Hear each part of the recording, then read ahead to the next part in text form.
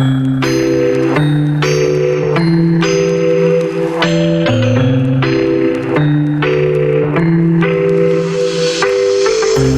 selamat pagi Ibu Lani. Selamat pagi Pak Co. Bagaimana kabarnya hari ini? Ya, luar biasa baik.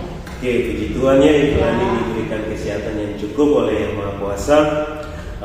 Hari ini Ibu Lani kita akan ada dalam percakapan praobservasi, sebab nantinya saya akan mengamati jalannya proses pembelajaran Ibu Lani yang Ibu Lani lakukan di kelas.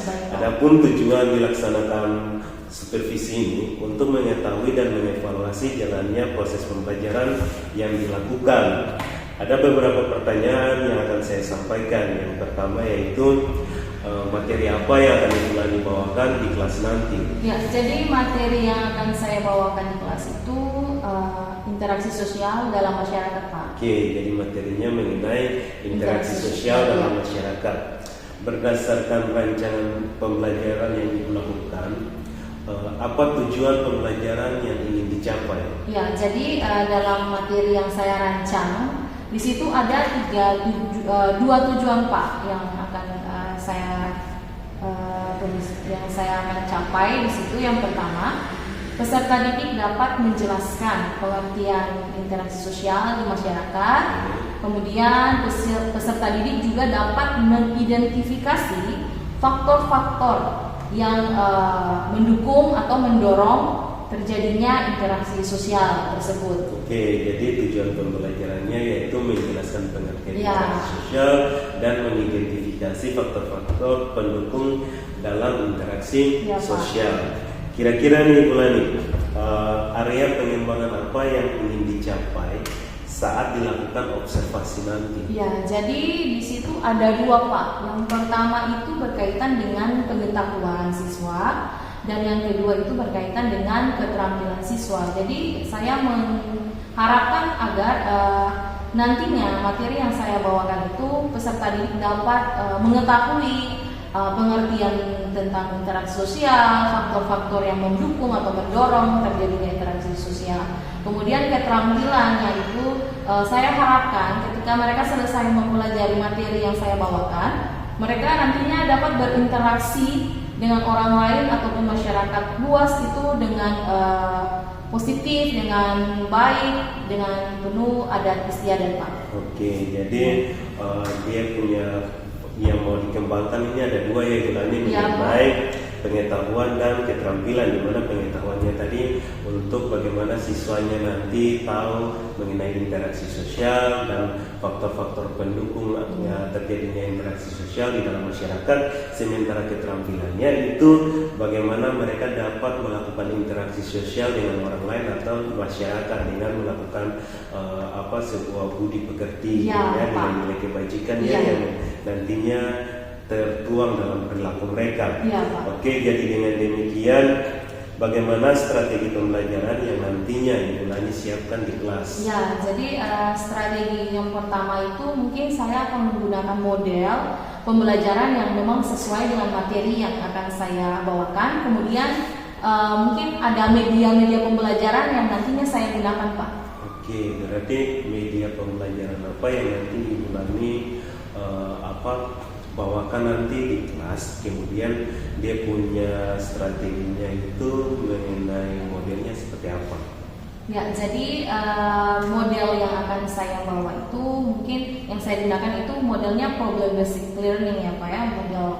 Jadi siswa saya akan menyajikan video berkaitan dengan interaksi sosial di masyarakat. Ada permasalahan-permasalahan di dalam interaksi itu yang akan dipecahkan oleh siswa melalui model atau metode yang saya gunakan, yaitu problem based learning.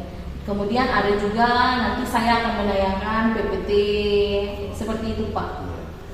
Ibu Lani, kira-kira nih kapan Ibu Lani akan melaksanakan pembelajaran di kelas, jam berapa dan di kelas mana Ibu Lani? Ya, jadi begini Pak, besok itu hari Rabu itu saya punya jam pelajaran sosiologi.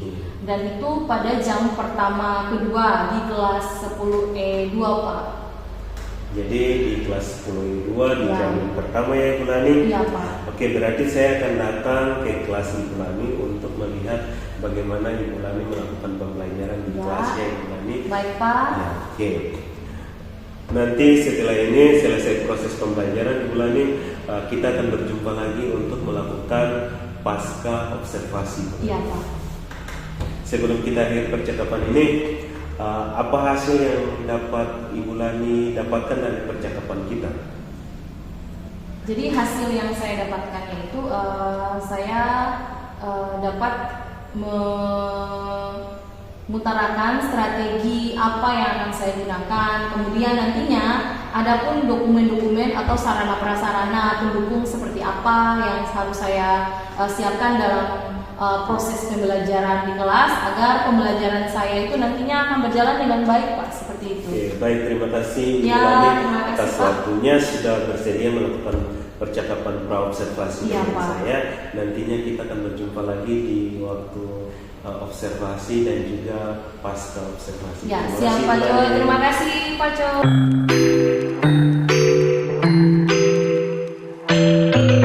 Oke, selamat siang Ibu Lani. Selamat siang Pak Jo. Terima kasih sudah bersedia berbagi pengalaman mengajar dengan saya. Saya senang melihat Ibu Lani tadi berproses mengajar tadi di kelas. Ibu Lani sangat begitu antusias dan penuh semangat. Ya, sama-sama Pak. Saya juga sangat senang bisa mendapatkan masukan dari Bapak. Saya harap Bapak juga tidak bosan melihat proses saya tadi di kelas yang masih banyak kekurangan Pak. Oke, tentunya saja tadinya itu sangat begitu luar biasa ya. Saya justru kagum dengan cara Ibu Lani mengelola kelas dengan baik, kemudian menyampaikan materi. Saya melihat bahwa tadi Ibu Lani menerapkan beberapa strategi, kemudian ada membahas mengenai soal-soal dan menggunakan ice breaking yang tadi saya lihat memberikan pertanyaan terbuka dan memberikan feedback yang positif kepada siswa. Ya, terima kasih banyak ya Pak Jo. Saya juga mencoba menerapkan apa yang sudah saya pelajari dari Bapak dan dari pelatihan yang saya ikuti. Saya merasa strategi-strategi itu membantu saya dalam meningkatkan keterlibatan siswa dan membangun suasana belajar yang sangat menyenangkan bagi mereka Pak. Saya senang mendengarnya Ibu Lani.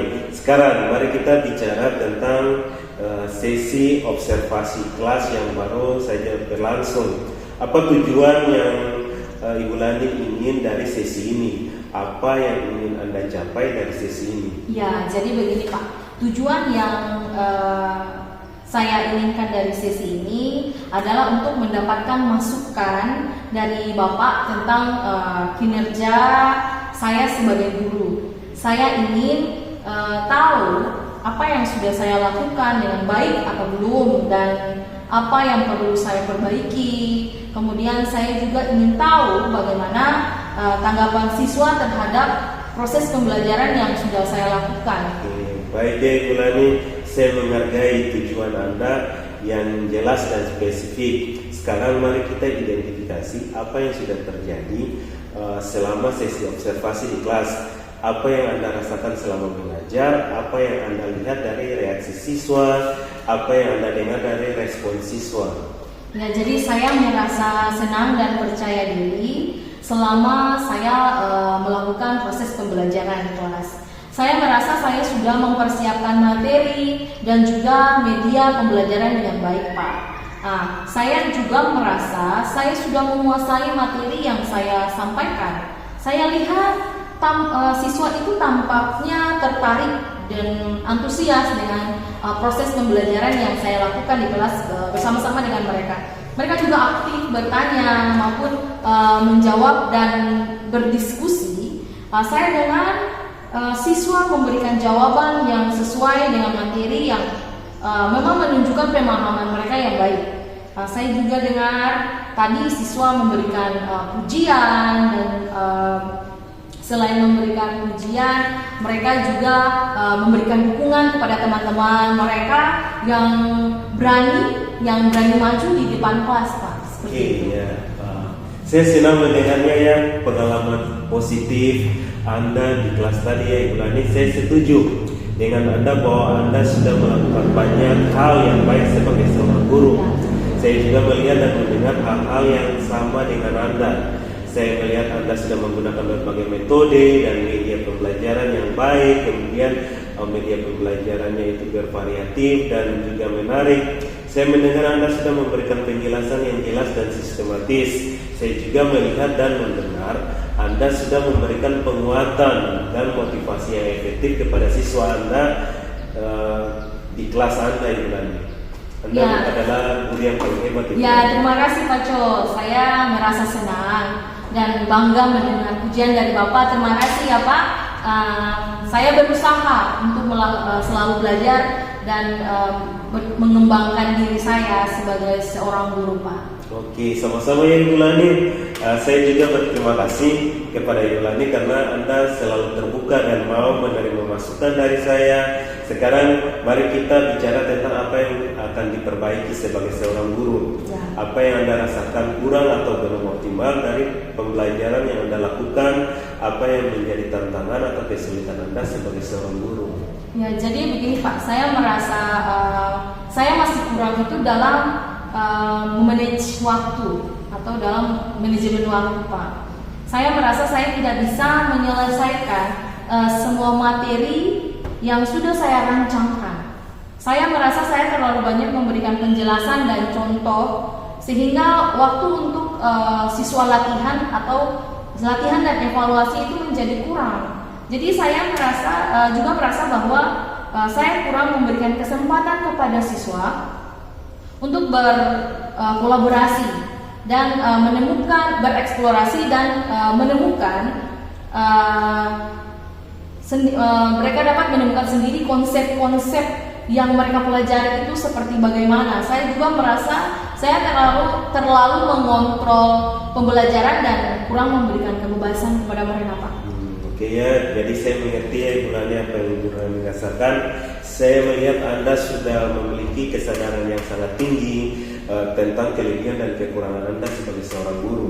Saya juga melihat Anda sudah memiliki pemikiran kritis dan reflektif tentang pembelajaran yang Anda lakukan. Saya mengapresiasi hal-hal tersebut yang Ibu Lani. Sekarang mari kita bicarakan tentang apa yang bisa Anda lakukan untuk mengatasi tantangan atau kesulitan Anda sebagai seorang guru. Apakah yang bisa Anda lakukan untuk meningkatkan manajemen waktu? Apa yang bisa Anda lakukan untuk memberikan kesempatan yang lebih baik kepada siswa untuk bereksplorasi dan menemukan sendiri konsep-konsep yang mereka pelajari? Ya, jadi begini Pak, saya rasa saya bisa melakukan beberapa hal untuk meningkatkan manajemen waktu saya, Pak. Jadi yang pertama, saya bisa membuat rancangan pembelajaran yang lebih realistis dan fleksibel. Saya bisa menyesuaikan jumlah materi dengan alokasi waktu yang tersedia, Pak. Ya, saya juga bisa menyiapkan beberapa alternatif jika ada materi yang tidak bisa diselesaikan lebih banyak. Mungkin pertanyaan-pertanyaannya yang masih banyak yang belum bisa saya selesaikan. Kemudian ada juga tugas dan aktivitas yang menantang, yang bermakna yang saya akan berikan untuk siswa, untuk mereka sendiri bereksplorasi, bisa menemukan apa yang mereka ingin temukan. Kemudian saya juga bisa memberikan lebih banyak waktu untuk mereka latihan dan evaluasi yang sesuai dengan indikator pencapaian kompetensi yang saya inginkan, Pak. Wah, keren ya Ibu Lani. Saya kagum dengan ide-ide Anda.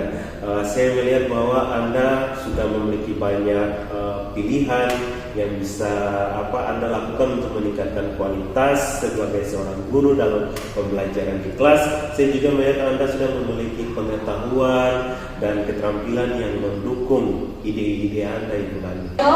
Saya akan mencoba menerapkan beberapa ide yang saya sebutkan tadi.